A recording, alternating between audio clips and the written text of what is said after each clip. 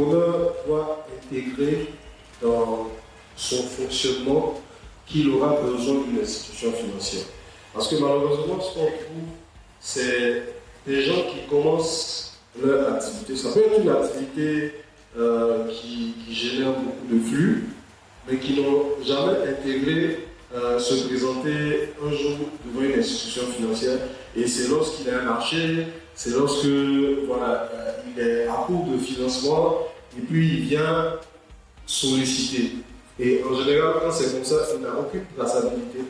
Il n'a pas pris le soin d'avoir, de manière basique, délivrer des factures, avoir un carnet de commandes, un carnet de recettes. On ne connaît pas c'est quoi les produits, on ne connaît pas c'est quoi le chiffre d'affaires.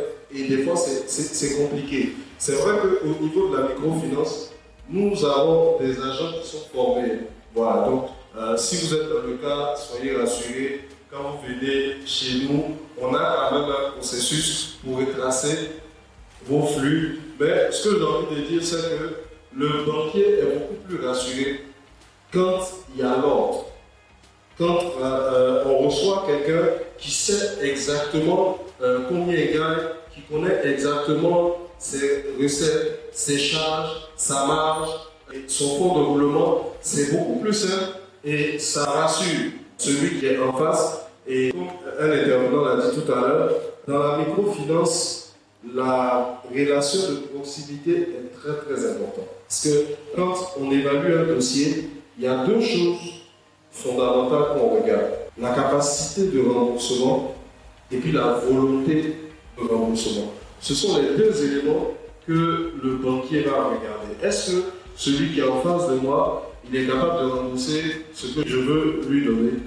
Et même s'il est capable de rembourser, il peut avoir un problème sur la volonté de rembourser.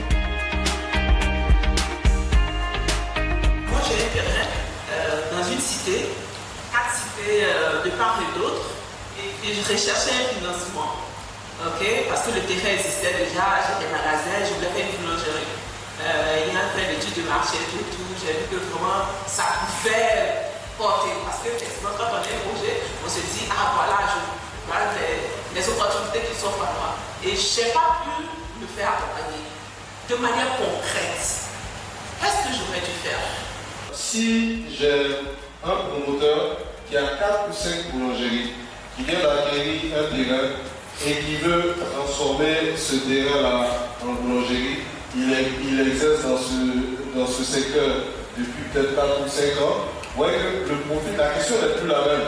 Là, je suis sur quelqu'un qui maîtrise une activité, mais qui a juste besoin de faire un investissement supplémentaire. Si ces 4 ou 5 boulangeries marchent déjà, ça veut dire qu'il est capable quand même d'analyser sa clientèle, de maîtriser ses flux, de maîtriser son personnel. Donc, ce profil de risque, on peut l'accompagner. Mais si on est sur quelqu'un qui se dit, ah bon, il y a tel qui a fait une boulangerie, ça marche, donc peut-être que moi je vais essayer aussi, c'est un peu délicat. Donc, il faudrait peut-être réorienter la question et voir comment construire son projet pour arriver finalement à la construction de sa propre boulangerie. Pourquoi pas aller louer peut-être un espace qui existe déjà et en faire une boulangerie, démontrer qu'on est capable de faire cette activité et puis au fur et à mesure, on va gagner en compétences, on va gagner en capital, on pourra présenter un apport et puis on sera un peu plus rentable.